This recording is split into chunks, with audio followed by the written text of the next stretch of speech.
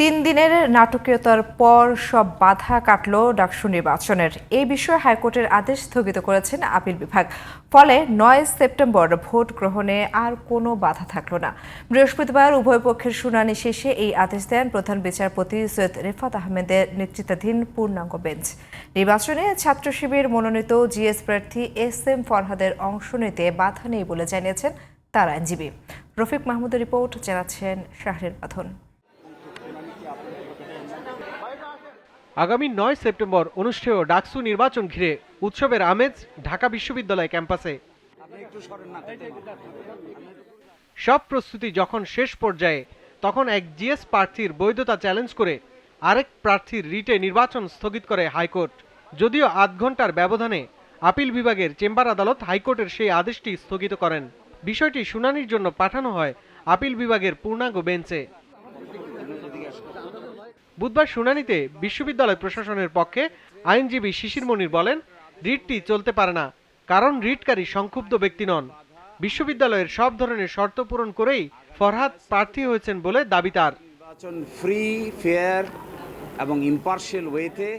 রিটকারীর আইনজীবীও শুনানিতে বলেন, এই রিটের উদ্দেশ্য নির্বাচন স্থগিত বা বন্ধ করা নয়।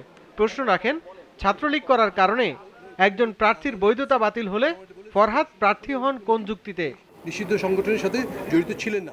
উভয় পক্ষের বক্তব্য শোনার পর ডাকসু নির্বাচন ঘোষিত তফসিল অনুযায়ী ৯ সেপ্টেম্বরেই ভোট গ্রহণ হবে বলে আদেশ দেন আপিল বিভাগ। এখানে রুলই ইস্যু হয় না, সেখানে কীভাবে ডাকসু ইলেকশন স্টে হয়? আদালত আমাদের সাবমিশনগুলো অ্যাকসেপ্ট করে চেম্বার জাজ যে স্টে দিয়েছিল সেটাকে বহাল রেখেছে এবং বলেছে যে ৩০ অক্টোবর পর্যন্ত এই স্টে বহাল থাকবে। অর্থাৎ আপনার এই ৯ সেপ্টেম্বর ডাকসু ইলেকশন অনুষ্ঠিত হওয়াতে কোনো বাধা রইল না।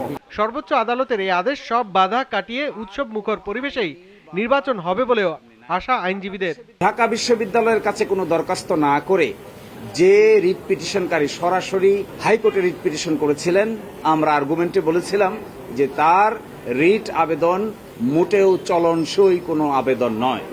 কারণ যার প্রার্থিতা চ্যালেঞ্জ করে যিনি মামলা করেছেন তিনি সেই পদের কোনো প্রার্থী নন। সেকেন্ড হলো, ঢাকা বিশ্ববিদ্যালয়ের সামনে কোনো অবজেকশন না দিয়ে, আমাদের ট্রাইব্যুনালের কাছে না এসে, আমাদের প্রেসিডেন্টের কাছে না এসে সরাসরি তিনি হাইকোর্টে এসেছেন। এটি রিট জুরিসডিকশনের চিন্তা অনুযায়ী, জুরিসপ্রুডেন্স অনুযায়ী গ্রহণযোগ্য নয়। এবার ডাকসু নির্বাচনে ২৮টি পদের বিপরীতে প্রতিদ্বন্দ্বিতা করছেন ৪৭১ জন প্রার্থী। এছাড়া ১৮টি হলের ১৩টি পদে মোট প্রার্থী হয়েছেন ১০৩৫ জন।